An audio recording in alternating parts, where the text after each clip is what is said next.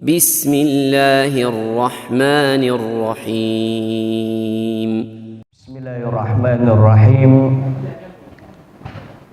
Assalamualaikum warahmatullahi wabarakatuh.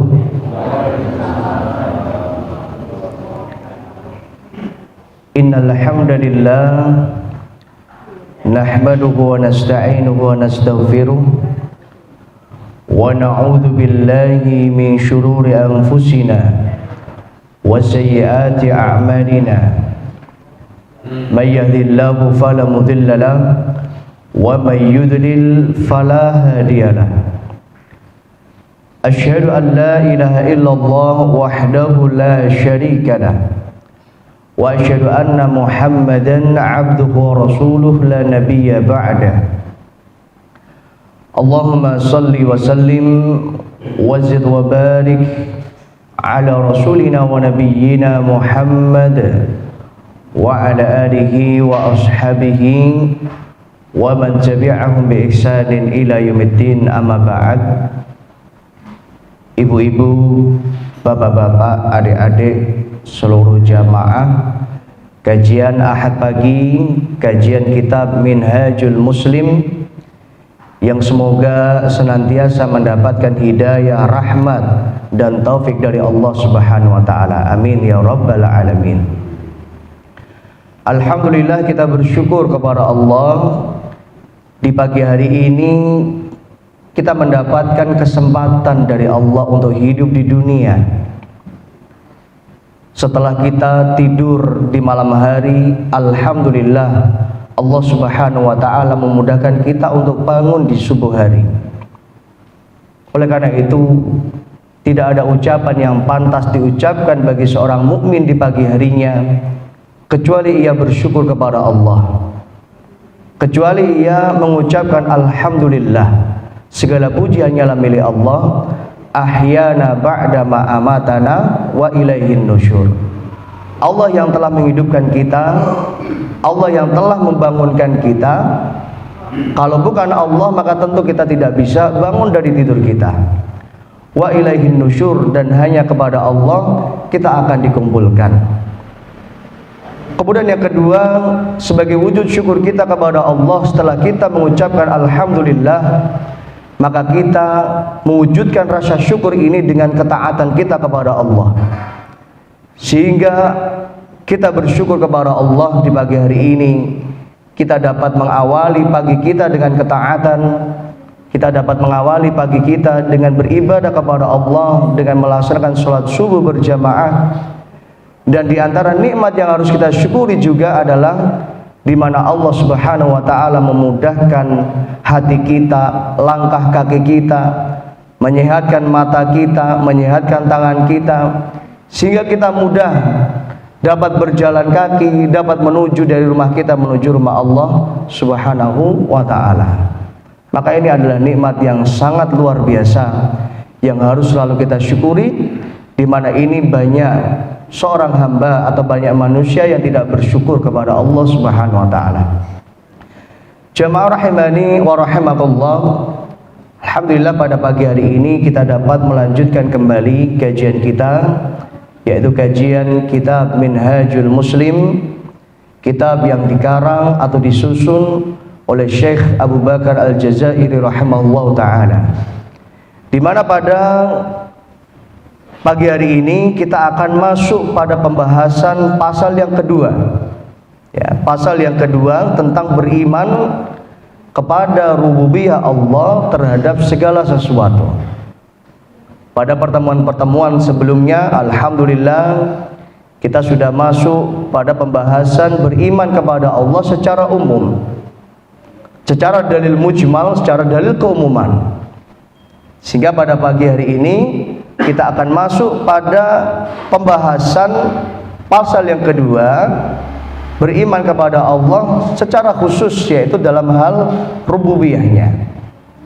Namun sebelum kita mulai, mari kita awali dan buka kajian kita pada pagi hari ini dengan kita membaca basmalah. Bismillahirrahmanirrahim. Kita berdoa memohon kepada Allah Semoga apa yang kita kaji, apa yang kita pelajari pada pagi hari ini menjadi ilmu yang manfaat, ilmu yang barokah untuk diri kita, untuk keluarga kita, dan untuk seluruh kaum muslimin. Amin ya rabbal alamin. Ya jamaah rahimani wa rahimakumullah, silakan yang sudah bawa kitab bisa dibuka kitabnya di halaman yang ke-6, pasal kedua, yaitu beriman kepada rububiyah Allah Subhanahu wa taala. Kemarin dalam mukaddimah kita sudah membahas bahwa di antara ikhtiar ulama untuk memudahkan manusia memahami tentang Allah Subhanahu wa taala, maka ada 3 pembahasan di dalam tauhid atau mengesahkan Allah Subhanahu wa taala. 3 pembahasan itu, yang pertama adalah rububiyah, yang kedua adalah uluhiyah, dan yang ketiga adalah asma wa sifat. Dan boleh mungkin ada ulama yang membagi tauhid menjadi 4 bagian atau 5 bagian, karena tujuannya sama, yaitu untuk memudahkan seorang hamba untuk mengenal Allah Subhanahu wa taala. Maka Syekh Abu Bakar Al-Jazairi rahimahullah ta'ala, beliau untuk memudahkan kita untuk memahami dan mengenal Allah Subhanahu wa ta'ala, beliau menggunakan metode pembagian tauhid menjadi 3 bagian. Yang pertama yaitu tauhid rububiyah, kedua yaitu tauhid uluhiyah, dan yang ketiga adalah tauhid asma wa sifat. Dan pada pagi hari ini kita masuk pada yang pertama, yaitu tauhid rububiyah. Ya, kita langsung saja baca. Syekh Abu Bakar Al-Jazairi rahimahullah ta'ala, beliau mengatakan, seorang muslim beriman dan meyakini rububiyah Allah atas segala sesuatu. Jadi seorang muslim beriman dan meyakini. Kemarin kita sudah sampaikan di mukaddimah di awal bahwa iman itu mencakup 3 hal.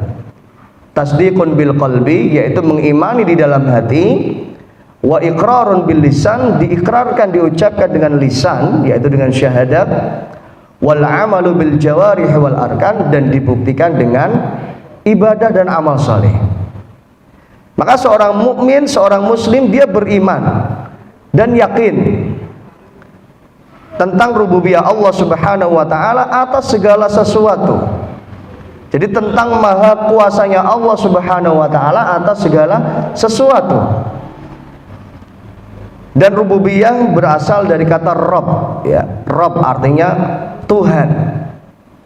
Dan para ulama menafsirkan, memaknai Rabb ini dengan 5 macam makna.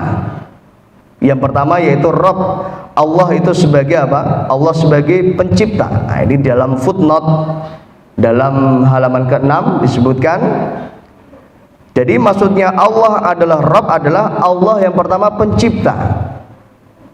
Jadi rububiyah Allah terhadap segala sesuatu ini menjadi dalil bahwa Allah yang menciptakan segala sesuatu.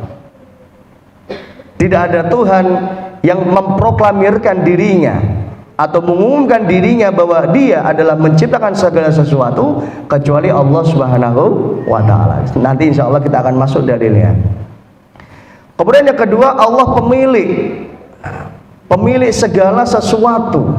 Jadi segala sesuatu yang ada di alam semesta, yang ada di langit dan bumi ini juga semuanya milik Allah. Inna lillahi wa inna ilaihi rajiun. Sesungguhnya kita semua adalah lillah, milik Allah, wa inna ilaihi rajiun, dan kita akan kembali kepada Allah.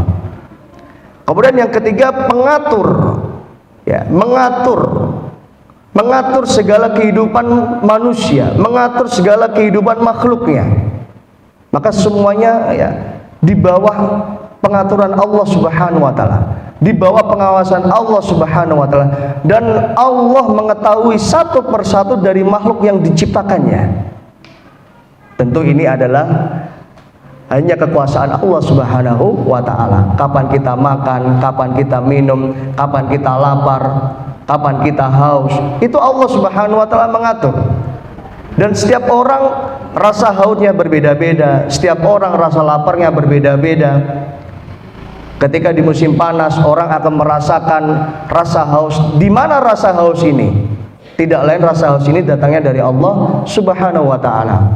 Ketika hujan turun, seorang hamba merasa kedinginan. Dari mana rasa kedinginan ini? Tidak lain dari Allah Subhanahu wa ta'ala. Ketika badan kita lemah, ketika badan kita sakit, dari mana rasa sakit ini? Tidak lain adalah dari Allah Subhanahu wa ta'ala. Sebagai sinyal, mungkin kalau kita sakit, tubuh kita butuh istirahat. Kalau kita batuk, kita flu ya, atau kita panas, kita butuh istirahat. Sehingga kita nggak membutuhkan yang lain kecuali hanya istirahat. Nah, seperti itu. Maka kadang kalau orang ketika sakit dia nggak doyan makan. Karena apa? Karena yang dibutuhkan adalah istirahat. Tubuhnya butuh istirahat. Mungkin setiap hari digunakan untuk bekerja, digunakan untuk banting tulang, digunakan untuk beraktivitas tanpa kata lelah ya. Maka sunnatullah Allah Subhanahu wa taala ciptakan manusia, karena manusia sifatnya lemah, maka ia akan mengalami rasa lelah. Ia akan mengalami sakit. Dan dari mana rasa sakit ini? Tidak lain adalah dari Allah Subhanahu wa ta'ala. Maka Allah mengatur segala kehidupan hambanya, mengatur segala kehidupan makhluknya, termasuk mengatur yang ada di langit, yang ada di bumi. Bagaimana awan itu berjalan, bagaimana hujan itu harus turun, kapan hujan itu harus turun. Ketika musim panas, apakah masih tetap ada hujan? Ketika musim hujan, apakah memang harus hujan selalu? Dan Masya Allah, ini adalah kekuasaan Allah Subhanahu wa ta'ala dalam mengatur segala makhluknya. Bahkan ketika musim hujan saja, tidak setiap hari hujan ya kan? Nggak setiap hari, dari pagi, dari subuh sampai malam hujan terus. Pasti ada sinar matahari ya kan. Kalau sekarang mungkin biasanya kalau sudah menjelang sore hujan. Kenapa kok nggak di pagi hari ya? Kadang-kala di pagi hari, kadang-kala di sore hari. Sore hari kadang nggak hujan, hujannya di malam hari. Ini yang mengatur Allah Subhanahu wa ta'ala. Dan termasuk kita juga kemarin sudah membahas tentang bahwa seluruh ya makhluk yang ada di luar angkasa, yaitu berupa bulan, bintang, matahari, semua yang ada di luar angkasa itu semuanya apa? Kullun fi falaki yasbahun, beredar pada garis porosnya. Kalau bumi bergeser sedikit saja, maka akan rusak alam semesta. Kalau matahari bergeser sedikit saja, berputar tidak pada porosnya, ini maka akan terjadi kehancuran alam semesta. Tapi Allah Subhanahu wa ta'ala dengan rububiyahnya, dengan maha kuasanya, dengan maha mengaturnya, maka semuanya ini berjalan sesuai dengan kehendak Allah Subhanahu wa ta'ala. Matahari tidak akan telat 1 jam saja. Begitu juga matahari dalam tenggelam, terbenam tidak akan terlambat 1 jam saja. Maka ini juga menunjukkan kekuasaan Allah Subhanahu wa ta'ala. Allah pencipta, Allah pemilik, pengatur ya. Termasuk memberikan pengawasan manusia ya. Kemudian Allah yang maha memelihara, yang selalu memberikan kebutuhan-kebutuhan manusia. Apa saja yang dibutuhkan manusia diberikan oleh Allah Subhanahu wa ta'ala. Apa saja yang dibutuhkan pada tubuh kita, semuanya dijaga Allah Subhanahu wa ta'ala, termasuk oksigen. Maka ketersediaan oksigen ini selalu ada selama Allah Subhanahu wa ta'ala memberikan kita oksigen, artinya kita masih hidup. Ini adalah kekuasaan Allah Subhanahu wa ta'ala. Kemudian Allah yang maha pemelihara segala sesuatu. Ketika Allah Subhanahu wa ta'ala menciptakan Allah, maka Allah lah yang menjaganya, Allah yang memelihara. Bagaimana tubuh kita bisa tegak berdiri, bagaimana mata kita bisa melihat, bagaimana telinga kita bisa mendengar, bagaimana lisan ya, lidah kita, mulut kita bisa berbicara, bagaimana hati kita bisa berdetak, paru-paru kita bisa bernafas. Allahu Akbar. Tanda kekuasaan Allah Subhanahu wa ta'ala. Dan Allah pelihara ini agar seluruh panca indera, anggota tubuh kita berfungsi sebagaimana tujuan Allah Subhanahu wa ta'ala menciptakan. Maka sekiranya salah satu dari anggota tubuh kita tidak berfungsi dengan sesuai fungsinya, maka apa yang terjadi? Kita akan sakit, akan terjadi apa? Muncul penyakit-penyakit macam-macam ya. Dan ini kehendak Allah Subhanahu wa taala. Termasuk ketika seorang hamba melanggar ketentuan-ketentuan Allah, ketika Allah mengharamkan makan ini, ketika manusia melanggarnya, dia makan, maka akan terjadi sesuatu pada tubuhnya. Maka kemarin saya mengibaratkan bahwa ketika kita berada di dunia, ini kita sebagai tamunya Allah. Maka namanya tamu harus nurut dengan pemilik bumi. Ketika kita datang ke rumah seseorang, maka kita harus nurut, harus mematuhi peraturan pemilik rumah.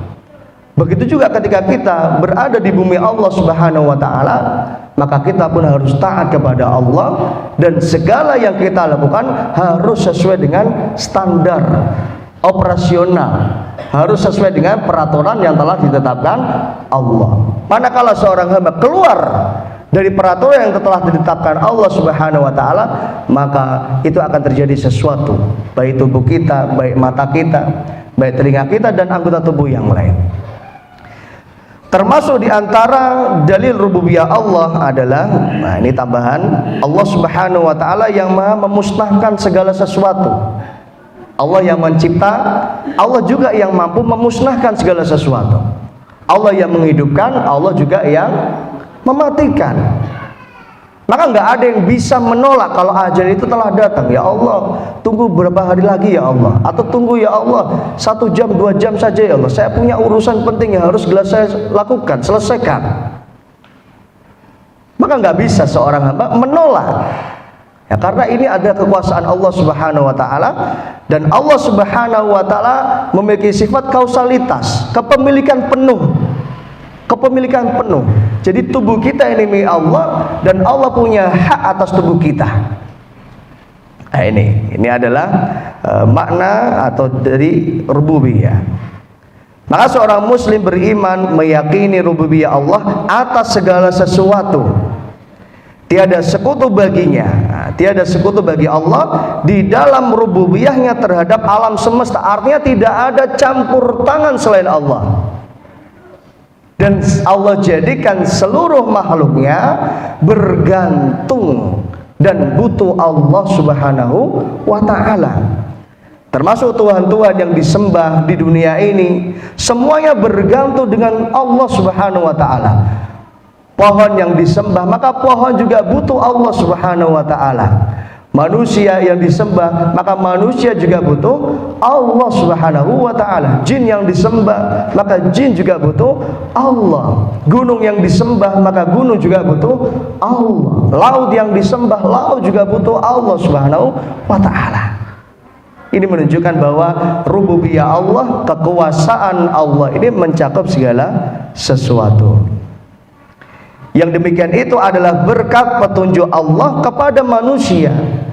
Artinya petunjuk Allah, semuanya ini diciptakan Allah, diatur Allah, ya, dijaga Allah, dipenuhi segala kebutuhannya oleh Allah Subhanahu wa taala, disuplai segala kebutuhannya, stoknya nggak akan habis. Ini adalah berkat petunjuk Allah terhadap atau kepada manusia, kalau manusia mau berpikir. Kemudian karena dalil-dalil nakli dan dalil-dalil akli berikut. Nah, ini uniknya Syekh Abu Bakar Al-Jazairi rahimahullah ta'ala di dalam menjelaskan tentang akidah, terutama dalam bab masalah pasal akidah, Syekh Abu Bakar Al-Jazairi rahimahullah, beliau selalu menyertakan 2 dalil. Yang pertama adalah dalil nakli, yaitu dalil yang bersumber dari Quran dan Sunnah, ataupun dalil akli, yaitu yang bersumber dari akal manusia, yang bisa diterima oleh manusia, yang sifatnya logik, yang manusia itu nggak mungkin membantah. Kalau diberikan dalil nakli dari Quran dan Sunnah, mungkin manusia bisa membantah, tapi ketika ditunjukkan dalil akli yang harusnya akal mereka menerima, maka mereka nggak akan membantah. Termasuk penciptaan Allah, nanti kita akan masuk bahwa semua ini mengakui bahwa alam semesta ini ada yang menciptakan. Ada yang menciptakan, nggak mungkin terjadi langsung terjadi. Maka ini ada yang menciptakan gunung yang besar, ya, awan yang masya Allah, langit yang luas, ya, laut yang luas, itu semuanya pasti ada yang menciptakan. Nggak mungkin terjadi dengan sendirinya. Ya jamaah rahimani wa rahimakumullah. Sebelum saya masuk kepada dalil yang pertama, silakan saya mengajak kepada jamaah untuk membuka Al-Quran surat Az-Zumar. Nah, ini dalam kitabnya nggak ada. Surat Az-Zumar ayat 62.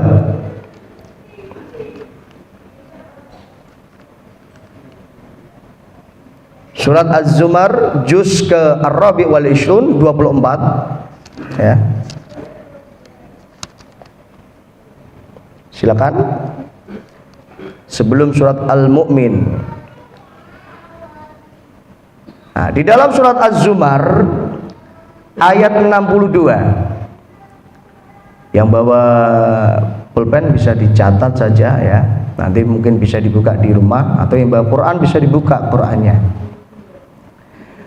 Dalam surat Az-Zumar ayat 62, Allah Subhanahu wa taala memproklamirkan dirinya bahwa Allah yang menciptakan segala sesuatu. Dan ini tidak pernah dikatakan Tuhan-Tuhan yang disembah manusia. Tidak pernah dikatakan oleh Tuhan-Tuhan yang disembah manusia, dan hanya Allah yang mengumumkan, hanya Allah yang menyampaikan bahwa Allah yang menciptakan ini. Dalam surat Az-Zumar ayat 62, Allah Subhanahu wa taala berfirman, A'udzubillahi minasyaitonirrajim, Allahu khaliqu kulli syai'in. Allah Subhanahu wa taala khaliq. Apa khaliq? Dialah yang maha mencipta. Allah yang menciptakan kulli syai'in, segala sesuatu. Selain Allah semuanya adalah makhluk. Yang khalik hanyalah Allah Subhanahu wa ta'ala. Segala sesuatu yang diciptakan Allah semuanya adalah makhluk. Tidak ada yang terkecuali. Segala sesuatu itu adalah makhluk. Allahu khaliqu kulli syai'in, dan Allah adalah khalik yang maha menciptakan kulli syai'in, segala sesuatu yang ada di bumi, yang ada di langit, ya, yang ada di tata surya, ya, apa ya, bumi berada di tata surya mana? Galaksi apa? Bima Sakti misal. Yang ada di luar galaksi tersebut, itu semuanya Allah Subhanahu wa taala yang menciptakan. Wa huwa ala kulli syai'in wakil, dan Allah Subhanahu wa taala terhadap segala sesuatu wakil, yang maha mengatur, yang maha mengurusi, yang maha menguasai. Itu adalah al-wakil. Lahu maqalidus samawati wal ard, ada padanya atau miliknya maqalidus samawati wal ard, perbendaharaan yang ada di langit dan di bumi. Jadi seluruh kekayaan yang ada di langit dan di bumi, seluruh makhluk yang ada di langit dan di bumi, itu semuanya milik Allah Subhanahu wa taala. Walladzina kafaru biayatillah ulaika humul khasirun. Tetapi dan orang-orang kafir biayatina ulaika humul kafirun, ulaika humul khasirun, yaitu orang-orang kafir, orang-orang yang mengingkari tanda-tanda kekuasaan Allah. Jadi sudah jelas sebenarnya, sudah jelas ini semuanya adalah tanda kekuasaan Allah. Ini adalah ayat-ayat Allah. Bahkan dalam ayat yang lain Allah Subhanahu wa taala berfirman, wa fi anfusikum afala tubsirun. Wa fi anfusikum afala tubsirun. Wahai manusia, yang ada pada tubuhmu, afala tubsirun, tidakkah kau lihat di situ ada tanda kekuasaan Allah? Tadi saya sudah sampaikan, mata kita bisa melihat, bisa melek, itu tanda kekuasaan Allah.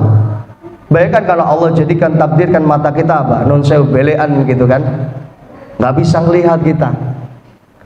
Ketika Allah Subhanahu wa taala ya memberikan telinga yang sehat, ini tanda kekuasaan Allah. Bayangkan kalau telinga kita kemasukan air, maka pendengaran kita akan terhalang. Begitu juga ketika lisan kita ya mudah atau bisa untuk mengecap rasa, merasakan sesuatu, ini asin, ini pedas, ini manis, ini kecut, ini kekuasaan Allah. Bayangkan kalau Allah cabut itu nikmat, lidah kita sariawan, maka nggak akan terasa ini makanan. Termasuk kemarin yang kena corona itu kan ya. Di antara salah satu ciri-ciri corona apa? Nggak bisa merasakan, mau kecut, mau asin, mau pedas, mau pahit, nggak ada rasanya, sama saja. Nah, ini tanda kekuasaan Allah Subhanahu wa taala. Wa fi anfusikum afala tubsirun. Maka di tubuh kita ini ada ayat-ayat Allah, tanda kekuasaan Allah. Afala tubsirun. Tidakkah kalian wahai manusia melihat, merenungkan, memahami dan bersyukur kepada Allah? Namun sebaliknya orang yang tidak beriman, mereka kafaru, mereka mengingkari. Sudah jelas-jelas yang menciptakan Allah, maka mereka tetap meyakini bahwa ini bukan Tuhannya umat Islam ini yang membuat seperti ini, enggak ini. Nah, ini. Maka ini adalah kafir, artinya mengingkari ayat-ayat Allah Subhanahu wa taala. Ulaika humul khasirun, maka mereka adalah orang yang rugi. Jadi dikasih nikmat Allah nggak bersyukur, dikasih nikmat Allah nggak taat, tapi mereka justru apa? Kufur, mereka kafir, mereka tidak taat kepada Allah. Ulaika humul khasirun, mereka orang yang rugi, dan kerugian ini akan jauh lebih terasa ketika kelak di hari kiamat, karena mereka mengingkari Allah Subhanahu wa taala.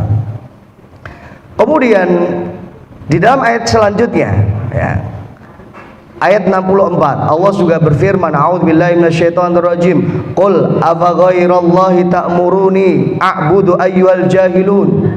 Katakan wahai Muhammad kepada orang-orang kafir saat itu, afaghairallah ta'muruni a'bud, apakah kau memerintahkan aku untuk beribadah kepada selain Allah?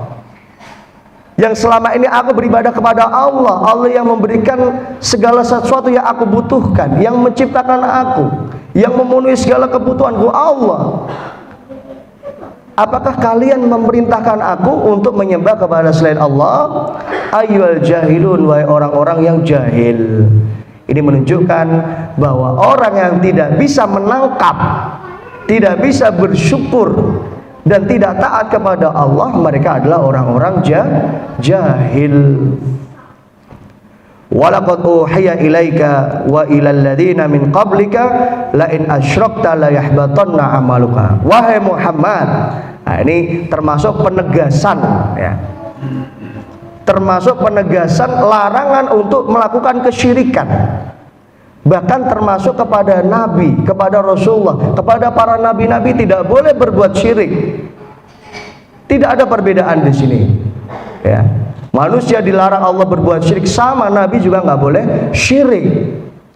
Allah menegaskan, walaqad uhiya ilaika, dan telah aku wahyukan kepadamu wahai Muhammad, wa ilal ladzina min qablika, dan kepada Nabi dan Rasul sebelummu, la in asyrakta la yahbatanna amaluka. Kalau kau melakukan kesyirikan, wahai Muhammad, kalau kau melakukan kesyirikan, la yahbatanna amaluka, maka amalmu akan terhapus. Nah, ini diantara kerugian berbuat syirik. Semua yang kita lakukan sia-sia, tidak akan bernilai di sisi Allah Subhanahu wa ta'ala. La yahbatanna amaluka, ibadah, sholat, puasa, amal soleh kita lakukan, semua yang akan terhapus sia-sia dengan satu dosa kesyirikan. Wahai Muhammad, kalau kamu melakukan kesyirikan, la in asyrakta la yahbatanna amaluka, sungguh akan terhapus amal-amalmu, wala takunanna minal khasirin, dan kau akan termasuk orang-orang yang rugi wahai Muhammad. Nah, ini menunjukkan larangan tegas dari Allah, kita tidak boleh melakukan kesyirikan. Balillah fa'bud wa kum minasyakirin. Nah, ini indah sekali. Balillah fa'bud. Ya, kalau selama ini kalian menyembah kepada selain Allah, maka nggak boleh kalian menyembah kepada selain Allah. Balillah, tetapi sembahlah kepada Allah. Kalian harus sembah kepada Allah.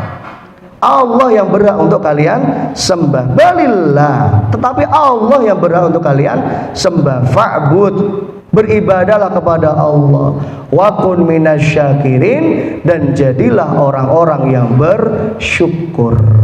Berbicara tentang syukur, tadi sudah saya sampaikan di awal muqaddimah, salah satu bentuk syukur kita kepada Allah adalah dengan kita mengucapkan alhamdulillah, memuji Allah. Yang kedua adalah mewujudkan kesyukuran itu dengan apa? Taat kepada Allah Subhanahu wa ta'ala. Dan taat adalah bukti kalau kita benar-benar bersyukur kepada Allah. Allah kasih mata yang sehat, butuh syukurnya kita dengan mata yang sehat apa? Kita gunakan untuk baca Al-Quran, kita gunakan untuk baca buku, kita gunakan untuk mengaji, untuk menuntut ilmu. Allah kasih telinga yang sehat, bentuk syukurnya kita kepada Allah adalah kita gunakan telinga kita untuk mendengarkan nasihat, untuk mendengarkan ayat-ayat Al-Quranul Karim. Allah kasih lisan yang sehat, kita harus bersyukur dengan lisan yang sehat. Dan bentuk rasa syukur kita dengan lisan yang sehat adalah dengan kita berucap yang benar, berucap yang jujur, tidak berdusta, tidak ghibah, dan lain sebagainya. Ketika Allah memberikan kaki yang sehat, kaki ini nikmat dari Allah, wajib kita syukuri. Dan bentuk rasa syukur kita, wujud syukur kita kepada Allah, yaitu kita langkahkan kaki kita ke tempat yang dicintai Allah. Kita melangkah ke masjid, kita melangkah ke majelis ilmu. Ini Masya Allah, ini bentuk rasa syukur kita kepada Allah Subhanahu wa ta'ala. Maka fa'bud, beribadah, karena ini wujud syukur kita kepada Allah. Wa kun minasyakirin, dan jadilah orang yang bersyukur. Kemudian di ayat yang terakhir, ayat 67 ya, wa ma qadarullaha haqqa qadri, dan mereka sesungguhnya tidak mengagungkan Allah dengan pengagungan yang benar. Artinya orang kafir, orang musyrik ya, mereka tidak mengagungkan Allah dengan pengagungan yang benar. Padahal ya, wal ardu jami'an qabdatuhu yaumal qiyamah, padahal bumi dan seluruh makhluk yang ada di bumi, qabdatuhu, berada di genggaman Allah. Artinya di bawah, di kekuasaan Allah. Wal ardu jami'an qabdatuhu yaumal qiyamah, bahkan di hari kiamat semuanya enggak akan berdaya, tidak punya kuasa. Yang berkuasa di dunia, yang merasa kuat, yang merasa hebat, yang merasa kaya, yang merasa pinter, yang merasa qabdatuhu yaumal qiyamah, semuanya ini di bawah apa? Genggaman Allah Subhanahu wa ta'ala, sehingga tidak punya kekuasaan sama sekali.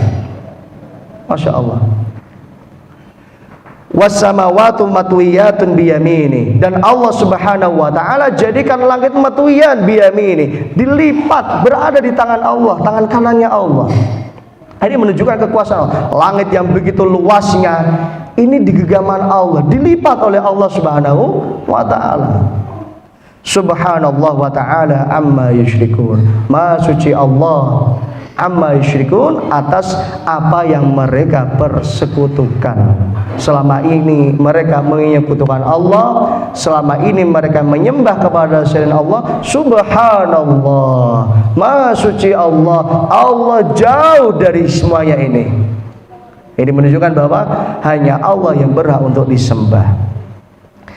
Ya jamaah rahimani wa rahimakallah. Nah, kita masuk pada dalil yang pertama. Dalil yang pertama yaitu dalil naqli. Apa tadi dalil naqli? Dalil yang bersumber wahyu, jadi dari Quran dan Sunnah. Yang pertama dalil naqli atau dalil wahyu, yaitu yang pertama berita dari Allah sendiri tentang kerububiyahannya. Nah, ini Allah yang memberitakan sendiri kepada kita tentang kekuasaan Allah atas segala sesuatu, tentang penciptaan Allah, tentang apa kemahakuasaan Allah. Dia telah berfirman tentang pujiannya terhadap dirinya. Maka kemudian Syekh Abu Bakar Al-Jazairi rahimahullah ta'ala belum berikan dalil yang pertama, yaitu surat Al-Fatihah ayat 2. Allah berfirman, a'udzubillahi minasyaitonirrajim, alhamdulillahi rabbil alamin. Ya, alhamdulillah, segala puji hanyalah lillah, milik Allah. Maka kalau ada manusia yang dipuji, Allah hanya meminjamkan hanya sedikit kebaikan. Karena yang maha dan berhak untuk dipuji hanyalah Allah Subhanahu wa ta'ala. Orang melakukan sesuatu yang membanggakan atau melakukan sesuatu yang hebat, pasti dipuji oleh manusia. Tapi di atas kehebatan itu ada yang maha lebih hebat, Allah Subhanahu wa ta'ala.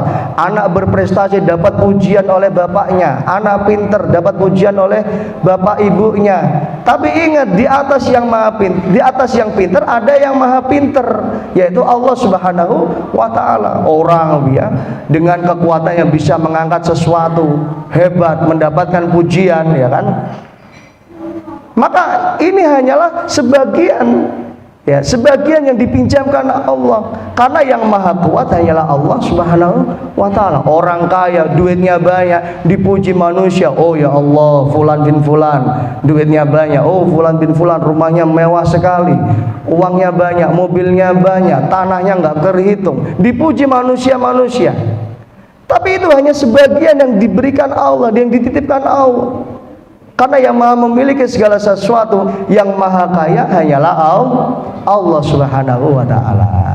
Maka nggak ada yang lebih pantas dan lebih berhak untuk mendapatkan pujian kecuali hanyalah Allah. Maka ketika kita melihat sesuatu yang indah, atau melihat orang berprestasi, atau melihat orang ganteng, orang cantik, yang disunnahkan untuk kita ucapkan adalah kita mengucapkan Masya Allah, Masya Allah. Ini semua adalah kehendak Allah. Lihat orang cantik, Masya Allah, kecantikan ini datangnya dari Allah. Lihat orang ganteng, Masya Allah, gantengnya ini datang dari Allah. Lihat orang kaya, Masya Allah, kekayaan ini hanyalah milik Allah. Lihat mobil yang mewah, luar biasa, Masya Allah, mobil ini juga dari Allah Subhanahu wa ta'ala.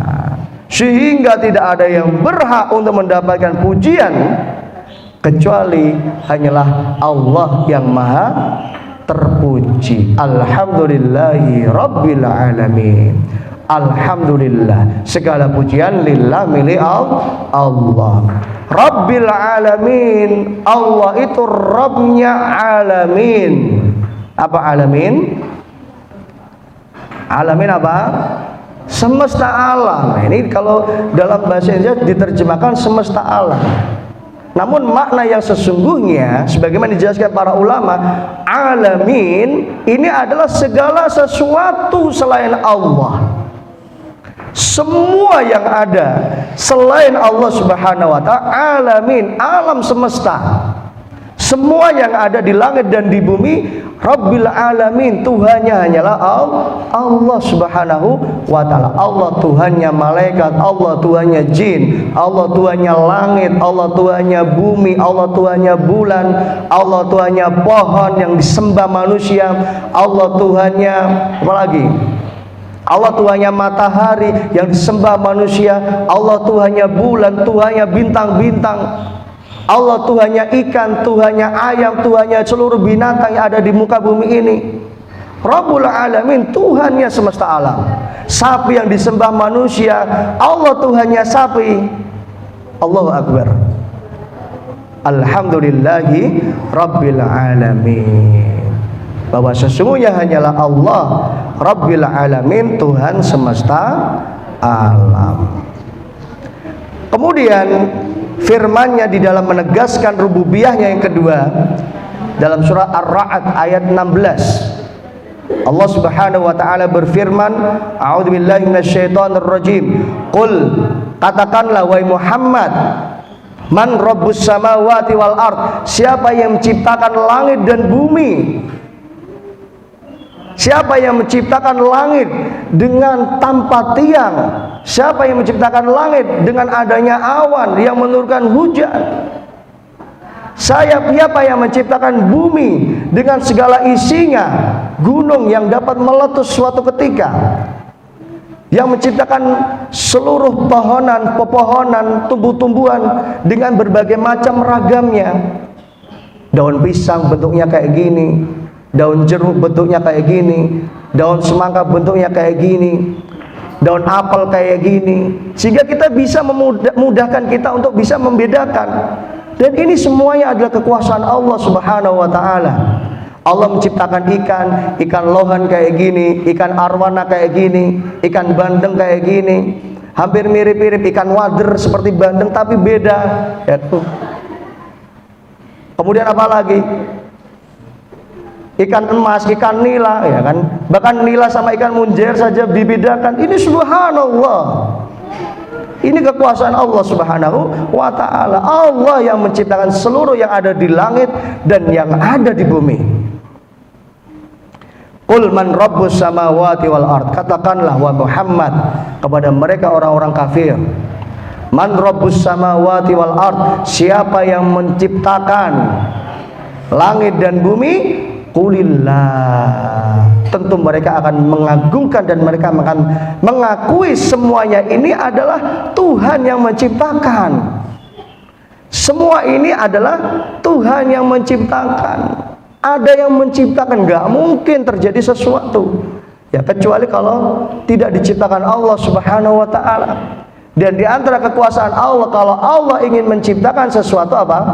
Innama arada syai'an an yaqula lahu kun fayakun. Allah hanya katakan kun fayakun, maka akan jadi. Apa yang diperintahkan Allah akan jadi. Beda dengan manusia. Manusia mau ngomong kun fayakun, kun sampai 1000 kali nggak akan bisa menciptakan gitu. Maka ini adalah kekuasaan Allah Subhanahu wa taala. Nggak pantas kalau kita selama ini malas ibadah, malas ngaji. Karena yang ngasih fasilitas tubuh kita yang sehat, tangan kita yang sehat, jantung bisa berdetak, paru-paru bisa bernafas, ini semuanya Allah Subhanahu wa ta'ala. Nggak pantas kita malas ibadah kepada Allah. Maka kita butuh Allah, kita bergantung kepada Allah. Qul huwallahu ahad, Allahus samad. Katakan Tuhan itu hanyalah Allah ahad, satu-satunya Tuhan, yaitu Allah. Allahus samad, Allah lah as-samad, tempat manusia bergantung, bersandar, semua butuh Allah. Nggak ada yang nggak butuh Allah Subhanahu wa ta'ala. Maka qul man rabbus samawati wal ard, qulillah, katakan siapa yang menciptakan langit dan bumi, tentu mereka akan mengakui ini ada yang menciptakan. Siapa yang menciptakan? Allah Subhanahu wa ta'ala. Dan termasuk di antara penegasannya juga, silakan dibuka halaman 13. Ini di antara dalil juga dalam Al-Qur'an. Halaman 13 surat Az-Zukhruf ayat 9. Ini sama. A'udzubillahi minasyaitonirrajim. Wala in sa'altahum, dan sungguh jika kamu tanyakan kepada mereka, man khalaqas samawati wal ard, siapa yang menciptakan langit dan bumi, la yaqulunna khalaqahunnal azizul alim, sungguh mereka akan mengatakan khalaqahunnal azizul alim, yang menciptakan semuanya ini adalah al-aziz, yang maha perkasa, yang maha hebat, yang maha kuasa, al-aziz, al-alim, yang maha mengetahui atas semua makhluknya. Ini adalah pengikraran. Bahkan orang kafir, orang ateis sendiri pun mereka nggak akan bisa melanggar ini. Mereka akan meyakini bahwa tubuhnya ini juga ada yang menciptakan. Gunung, semua yang ada di langit dan bumi ada yang menciptakan. Kemudian dalam ayat yang selanjutnya, surat Al-Ankabut ayat 61, wala in sa'altahum man khalaqas samawati wal ard, apabila kau bertanya kepada mereka, man khalaqas samawati wal ard, siapa yang menciptakan langit dan bumi, wa syakhara syamsa wal qamar, dan menjadikan asyams beredar, matahari berputar, wal qamar juga berputar. La yaquluna Allah. Mereka akan mengatakan Tuhan ini yang menciptakan. Bayangkan kalau matahari nggak berputar, apa yang terjadi? Orang akan kedinginan, ya kan? Bayangkan kalau langit bumi nggak berputar. Seluruh planet tata surya yang ada di muka bumi ini nggak berputar. Bahkan disebutkan dalam ayat yang lain, gunung itu pun berjalan. Bagaimana kalau gunung nggak berjalan? Apa yang akan terjadi? Semuanya akan tidak seimbang. Bayangkan kalau gunung es itu mencair, apa yang terjadi? Akan banjir ini bumi, akan tenggelam ini bumi. Masya Allah, tanda kekuasaan Allah Subhanahu wa ta'ala. Maka apa yang membuat kita tidak taat kepada Allah? Semua fasilitas sudah dicukupi Allah, dilengkapi Allah. Maka ini ayat ini cukup menjadi jawaban untuk orang-orang yang selama ini tidak mau taat kepada Allah. Tubuhnya pun adalah dari Allah. Kemudian dalam surat Al-Mu'minun ayat 86 sampai 87, Qul man rabbus samawati wal ard, Qul man rabbus samawati sab'i. Katakan siapa Tuhan siapa Tuhannya langit yang 7 lapis itu? Wa rabbul arsyil azim. Siapa Tuhannya al-arsyil azim, yaitu arsy-Nya Allah Subhanahu wa taala. Sayaquluna lillah. Maka mereka akan mengatakan lillah. Semuanya adalah kepunyaan Allah Subhanahu wa taala. Enggak ada yang mengatakan ini punyanya manusia, ini punyanya manusia. Enggak ada. Semuanya mengatakan ini punyanya Allah Subhanahu wa ta'ala. Ya, kita kembali kepada halaman 7 ya. Kemudian dalil yang selanjutnya dalam surat Ad-Dukhan ayat 7 sampai 8. Allah Subhanahu wa taala berfirman, a'udzubillahi minasyaitonir rajim. Rabbis samawati wal ard wa ma bainahuma. Allah itu siapa? Rabbis samawati wal ard, Tuhannya langit-langit dan bumi dan seluruh yang ada di langit dan yang di bumi. Tuhannya siapa? Allah Subhanahu wa taala. Wa ma bainahuma, dan Tuhannya semua makhluk yang ada di antara langit dan bumi. Siapa? Makhluk-makhluk yang di antara langit dan bumi siapa saja itu? Apa saja? Ada awan. Allah itu Tuhannya awan. Termasuk yang ada di langit, antara langit dan bumi burung-burung yang berterbangan, itu Allah Tuhannya. Masya Allah. In kuntum mu'minin, jika kalian benar-benar yakin la ilaha illa huwa. Ini adalah tauhid uluhiyah. Insyaallah kita nanti masuk.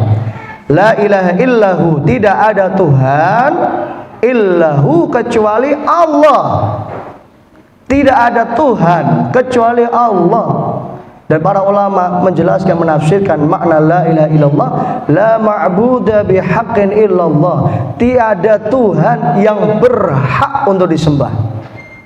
Kenapa? Karena banyak yang disembah selain Allah di muka bumi ini. Orang menyembah gunung, menyembah bulan, menyembah bintang, menyembah pohon, menyembah batu, menyembah ini, menyembah itu.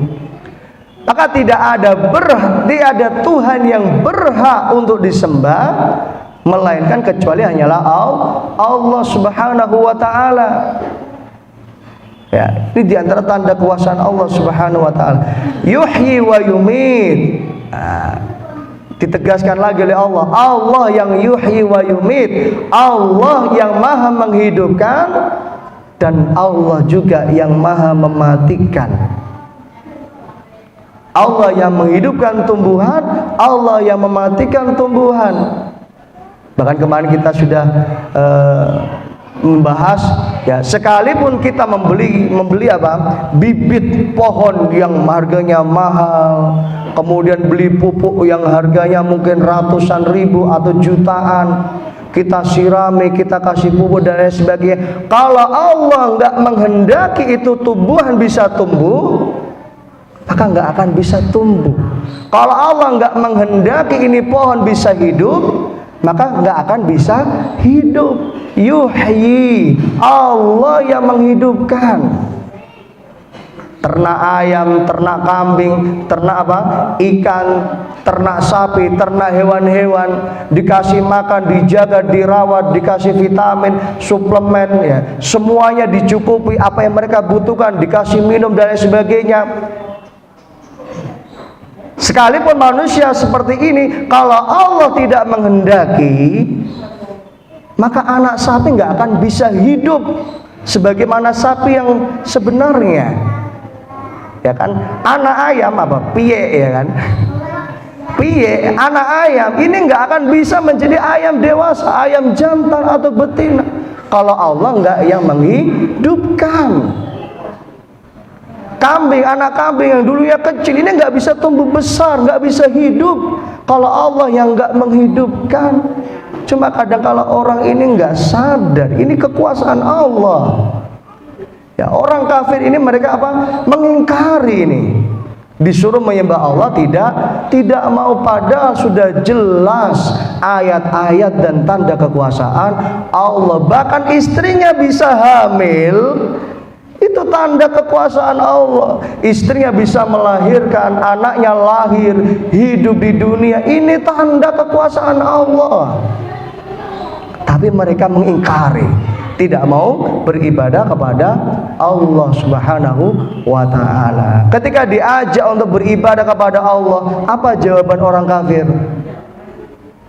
Ma'alfaina alaihi aba'ana. Udah kami hanya mengimani apa yang diimani oleh nenek moyang kami. Dulu nenek moyang kami menyembah pohon, ya kami menyembah pohon. Dulu nenek moyang kami menyembah patung, ya kami menyembah patung. Dulu nenek kami menyembah ini, ya kami menyembah apa yang mereka sembah. Wajadna alaihi aba'ana awalau kana aba'akum la yaqiluna syai'an wa la yahtadun. Padahal nenek moyangnya, bapaknya, mbahnya, buyutnya, siapa lagi? Yang ke atasnya la yaqiluna syai'an, tidak berakal, artinya tidak bisa membedakan siapa yang berhak untuk disembah dan siapa yang tidak berhak untuk disembah. Wala yahtadun, dan tidak menerima hidayah Allah Subhanahu wa ta'ala. Yang tepat itu kalimatnya tidak menerima hidayah Allah, bukan tidak mendapat hidayah Allah. Kadang-kala banyak manusia yang mengatakan apa? Belum dapat hidayah. Atau mungkin kita sering mengucapkan gitu, oh belum dapat hidayah ini. Yang benar adalah tidak menerima hidayah atau belum menerima hidayah. Karena hidayah itu sudah diberikan Allah. Dengan apa? Dengan segala yang setelah ditunjukkan Allah. Termasuk di tubuhnya, ayat-ayat ini, tanda kuasa ini juga hidayah sebenarnya. Termasuk ada azan, itu hidayah, petunjuk dari Allah. Termasuk apa? Adanya Islam. Sekarang umat, ya, manusia sangat mudah untuk mempelajari Islam. Dia mau mempelajari Islam, orang kafir mempelajari Islam sangat mudah. Itu sudah dikasih hidayah, petunjuk dari Allah. Kalau mau belajar Islam, bacanya Quran, bacanya sunnah, bacanya hadis. Kalau mau lebih detailnya, tanyakan pada ulama, penjelasannya tanyakan pada ulama. Ini hidayah, petunjuk dari Allah Subhanahu wa ta'ala. Cuma mereka tidak mau menerima hidayah Allah, menolak hidayah Allah. Nah, ini kalimat yang tepat, belum menerima hidayah Allah Subhanahu wa ta'ala. Termasuk haji. Orang kadang menyebut haji itu apa? Panggilan Allah, belum dipanggil Allah, kan gitu bahasanya. Jadi kalau orang nggak haji-haji belum dipanggil Allah. Padahal Allah itu sudah manggil kita dari zaman Nabi Ibrahim alaihi salatu wassalam. Wa adrin linnasi bil hajj. Dan Allah azan, umumkan, panggil linnas, seluruh manusia, bil hajj, untuk melaksanakan ibadah haji. Artinya kita semuanya dipanggil Allah. Bedanya ada yang memenuhi panggilan Allah, ada yang tidak mau memenuhi panggilan Allah. Yang kaya, kalau dia beriman, dia penuhi panggilan Allah. Yang kaya nggak beriman, dia nggak akan penuhi panggilan Allah. Itu haji. Sama sebenarnya panggilan Allah nggak hanya haji, sholat. Ini panggilan Allah Subhanahu wa ta'ala. Maka orang yang benar mendengar, maka dia harus memenuhi panggilan Allah Subhanahu wa ta'ala. Orang yang mampu, dia harus segera melaksanakan ibadah haji, penuhi panggilan Allah ini. Ya kan? Seperti itu. Orang kaya nggak haji, nggak memenuhi panggilan Allah, kalau dia mukmin, maka dia berdosa. Gitu. Karena hukumnya wajib bagi orang kaya, bagi orang yang mampu, punya duit banyak. Nah, ini penting, ini saya sampaikan. Kadang kalau orang mengatakan aku urung duit, padahal tanahnya banyak, ya kan? Punya tanah beribu-ribu meter, punya tanah berhektar-hektar, tapi ngomongnya nggak punya duit. Ingat, tanah itu duit. Tukar tanah itu dengan uang. Berangkat haji, ya kan? Berangkat umroh. Jangan gara-gara kita nggak punya duit cash kita katakan apa? Kita nggak punya duit, saya nggak bisa haji, saya nggak bisa umroh, nggak punya uang cash. Padahal tanah itu juga harta. Nah, ini penting. Maka kewajiban haji, ya, kewajiban haji itu Allah wajibkan bagi orang yang mampu dari segi finansial, punya duit atau punya sesuatu yang berharga yang bisa diuangkan. Dengan cara itu dia bisa berangkat haji. Allahu Akbar. Nah, ini adalah panggilan Allah Subhanahu wa ta'ala. La ilaha illahu huwa yuhyi wa yumit. Allah yang menghidupkan, wa yumit, Allah juga yang mematikan. Tadi sudah saya sampaikan di awal, gak ada yang bisa nolak kalau Allah sudah takdirkan mati. Mau ayam mau kita kasih apa, vitamin, suplemen dan lain sebagainya, kalau Allah takdirkan ayam itu mati, ya akan mati. Mau ikan mau kita kasih makan banyak apa segala macamnya, kalau Allah takdirkan ikan itu mati, ya mati. Ternakan kita apa, kambing, sapi dan lain sebagainya, kita kasih makan loh, padahal ya wis tak kayak maam loh, ya kan? Kadang-kadang sebagian kita mengatakan seperti itu, padahal ya wis ono sukete, wis ono damine, sudah ada makanannya, padahal ya sudah tak kasih minuman, lo kok ya mati. Ingat, jangan lupa, yuhyi wa yumit, yang maha menghidupkan dan mematikan hanyalah Allah Subhanahu wa ta'ala. Rabbukum, dialah Allah itu Tuhan kalian, Tuhan kita semua, Allah. Wa rabbu abaikumul awwalin, dan Tuhannya bapak-bapak kalian, Tuhannya mbah-mbah kalian, Tuhannya seluruh manusia dari Nabi Adam sampai Nabi Muhammad, sampai umat yang terakhir nanti yang hidup sampai hari kiamat, semuanya Tuhannya hanya satu, yaitu Allah Subhanahu wa ta'ala. Tidak ada Tuhan selain Allah. La ilaha illahu yuhyi wa yumit wa rabbukum wa rabbu abaikumul awwalin. Dialah Tuhan kalian dan Tuhan-Tuhannya bapak kalian. Saya kira ini jamaah kajian kita pada pagi hari ini. Semoga apa yang kita kaji pada pagi hari ini menjadi ilmu yang manfaat, yang barokah untuk diri kita, keluarga kita, dan untuk seluruh kaum muslimin. Allahumma anfa'na bima 'allamtana wa 'allimna ma yanfa'una wa zidna ilman. Allahumma inna nas'aluka ilman nafi'an wa rizqan thayyiban wa 'amalan mutaqabbala.